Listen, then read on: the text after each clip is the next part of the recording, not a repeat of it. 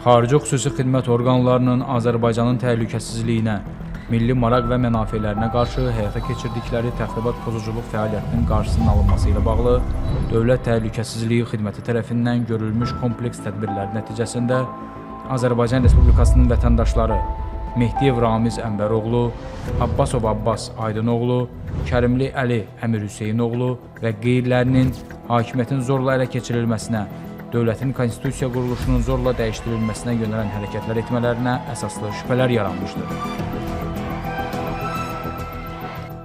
Cinayət işi üzrə təqsirləndirilən şəxslərə elan edilmiş ittihama əsasən, xarici ölkənin xüsusi xidmət orqanları tərəfindən Azərbaycandakı siyasi proseslərə müdaxilə etmək məqsədi ilə yaradılaraq 4 iyul 2012-ci ildə xarici ölkədə Rusiya-Azərbaycan Təşkilatları İttifaqı adı altında qeydiyyatdan keçirilmiş və Milyarderlər İttifaqı adlandırılan təşkilatın həm təsisçiləri və rəhbərləri olmuş Abbasov Abbas Aydınoğlu və İbrahimbəyev Rüstəm Məmməd İbrahimoğlu, eləcə də Mehdiyev Ramiz Ənbəroğlu, Azərbaycan Xalq Cəbhəsi Partiyasının sədri Kərimli Əli Əmir Hüseynoğlu, partiyanın üzvləri Qəhrəmanlı Fuad Əlioğlu, Zahidov Qənimət Səlimoğlu və qeyriləri dövlət hakimiyyətinin zorla ələ keçirilməsi, dövlətin mövcud konstitusiya quruluşunun zorla dəyişdirilməsi barədə sövdələşmişlər.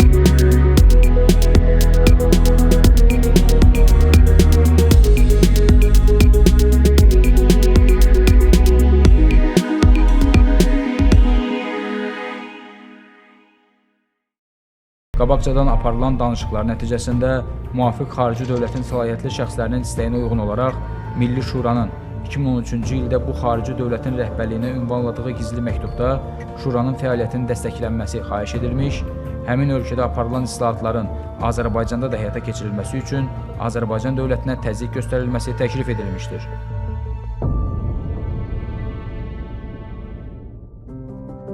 Qeyd olunan ittihama əsasən Qənimət Zahidov 2013-cü ilin əvvəlindən etibarən Əli Kərimlinin adından xarici ölkənin xüsusi xidmət orqanlarının nümayəndələri ilə gizli əlaqəyə girərək danışıqlar aparmış, onun Azərbaycan Respublikasında hakimiyyətə gətirilməsində xarici xüsusi xidmət orqanlarının geniş təşkilatı və xüsusi imkanlarından istifadə edilməsi üçün müraciət etmiş, qarşılığında Azərbaycanda xarici dövlətin strateji maraqlarının təmin ediləcəyini konkret detallar sadalamaqla vəd etmiş, eləcə də tərəflər Əli Kərimli hakimiyyətə gələcəyi təqdirdə Azərbaycan Respublikasının mərhələli qaydada kollektiv təhlükəsizlik müqaviləsi təşkilatına tam üzv olacağı barədə razılaşmışlar. Deməli, düzdür, açıq mən siyasətdə görmürəm, heç görmək yox, açıq mən asıram. Hər halda işə gətirib ki, daha universitet zamanından indiyə qədər Əlbəyin düz İranlar demişəm, dibində olan bir adam kimi həm yanında o şəxsi planda, həm də belə də siyasi işlərdə o əsas adam idi mən. Əli Kərimli kimi bir adam daha çox səhv edilir. Əli Kərimlinin və yaxud Milli Şuranın hakimiyyəti gəlməyinə o qədər dəhşətli faciə kimi yanaşmırlarsa, bunun hansısa bir şartları olmalıdır, əlamətləri görüşməlidir. Bunu hansısa şəkildə bildirə bilərlər. Əli Kərimliyə bildirə bilmirlərsə, mən buradayam da. Əgər söhbət aparmaq istəyirlərsə, problem yoxdur, aparaq bu söhbətləri. Azərbaycanın xarici siyasətində demək olar ki, heç nə dəyişməyəcək. Əli Kərimli gələndən sonra hakimiyyətin xarakteri, siması, mahiyyəti dəyişəndən sonra da deyəcək ki, kollektiv təhlükəsizlik satışına qoşulur. Yəni, bu da ola bilər. Qarşılıqlı qarantiyalardan hər şey yazılır.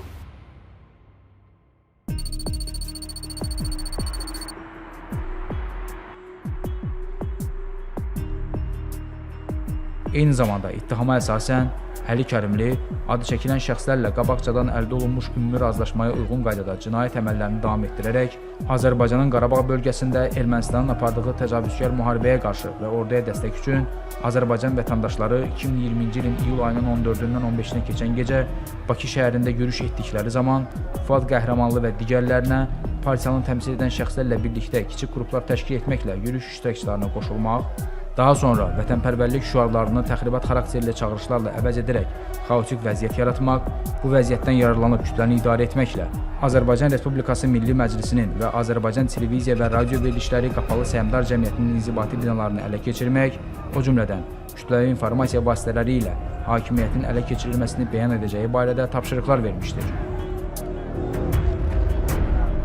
Partiyanın sədrinin əməldə saxladı ki, bizim münasibətimiz nə olsun? O da bildirdi ki, çalışmaq lazım ki, daha kütləvi şəkildə bu prosesdə biz iştirak edək və kütlə xalqın səsləndirdiyi şüarlardan fərqli şüarları olmaq üçün onların qanunlaşması olsun.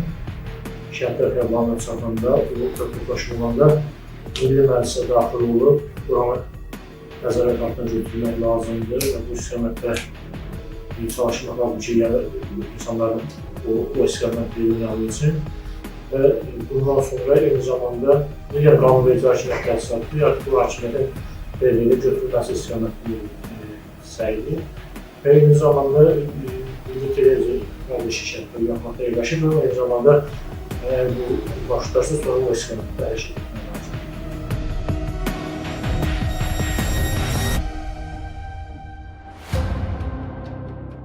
Bundan başqa Ramiz Mehdiyev 2025-ci ilin avqust-sentyabr aylarında dövlət hakimiyyəti əleyhinə gizli plan və fəaliyyət istiqamətlərini özündə ehtiva edən dövlət idarəetmə sisteminin yenidən qurulması haqqında təkliflər başlığı altında müvafiq xarici dildə hazırladığı yazılı materialı köməkçisi Əmirov Eldar Qurbanoğlu və digərləri vasitəsilə həmin sənəddə nəzərdə tutulan məsələlərin birgə razılaşdırılması məqsədi ilə 27 sentyabr 2025-ci il tarixində Əli Kərimliyə təqdim etmiş, 2025-ci ilin oktyabr ayının 3-də sözü gedən yazının yekun redaktə olunmuş nüsxəsini qabaqcadan şəxsən əlaqə saxladığı xarici dövlətin xüsusi xidmət orqanlarının rəhbər vəzifəli şəxslərinə faktiki sahibi olduğu Şərq-Qərb Açıq Səhmdar Cəmiyyətinin əməkdaşları vasitəsilə göndərmiş, qeyd olunan göndəriş texniki olaraq fiksə edilmişdir.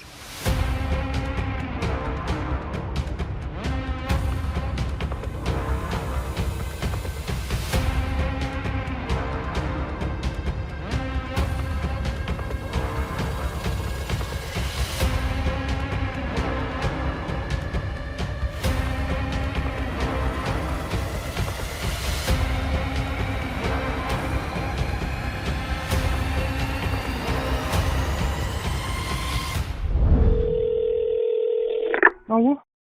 Салам. Да, здравствуйте. Это Мехтев Рамиз. Да, Рамиз Эндерович, здравствуйте. Я, Эндерович, вашу просьбу передала. Так. Ну вот пока на этом все. Просьбу передала. Я ему хочу послать, знаете что? Я подготовил документ один. Вы слышите? Да, я слушаю, да. Предложение по преобразованию систем государственного управления в Азербайджане. Ну, давайте, это ваши дела.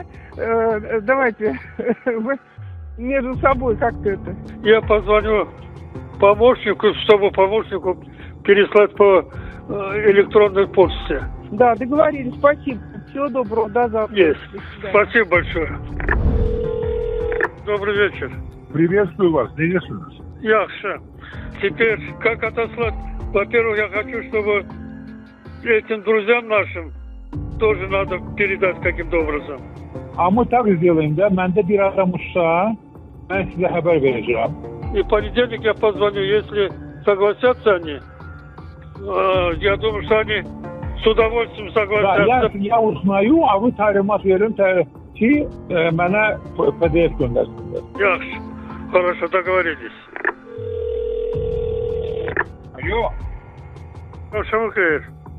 Salam, salam Ramiz müəllim, necəsiniz? Yaxşı, sen necəsən? Vəziyyət nə yerdən? Namusunu çatdırdıq. Çok güzel. Yox, dəlneyşik polisi. Спасибо. Bu əməlləri ilə Ramiz Mehdiyev dövlət hakimiyyətinin xarici xüsusi xidmət orqanlarının köməyi ilə ələ keçirilməsi və konstitusiya quruluşunun zorla dəyişdirilməsinə yönələn hərəkətlər etmiş, xarici dövlətin nümayəndələrinə Azərbaycan Respublikasının dövlət təhlükəsizliyi maraqlarına zidd kömək etməklə dövlətə xəyanət etmişdir.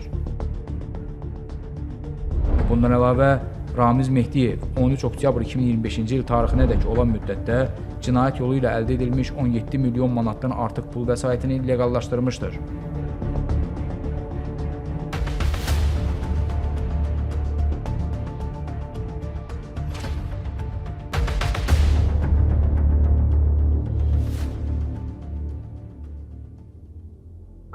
Sadalınan cinayət əməllərində iştiraklarına görə Abbas Abbasov, Əli Kərimli, Fuad Qəhrəmanlı, Məmməd İbrahim və Qənimət Zaidov Azərbaycan Respublikası Cinayət Məcəlləsinin 278.1 hakimiyyətin zorla ələ keçirilməsinə yaxud zorla saxlanılmasına, habelə dövlətin konstitusiya quruluşunun zorla dəyişdirilməsinə yönələn hərəkətlər, Eldar Əmirov 32.5 278.1 hakimiyyətin zorla ələ keçirilməsinə yaxud zorla saxlanılmasına, habelə dövlətin konstitusiya quruluşunun zorla dəyişdirilməsinə yönələn hərəkətlərə kömək etmə, Ramiz Mehdiyev 193-1.3.2 cinayət yolu ilə əldə edilmiş xeyli miqdarda əmlakı leqallaşdırma, 274 dövlətə xəyanət və 278.1-ci maddələri ilə təqsirləndirilən şəxs qismində məsuliyyətə cəlb edilmişdir.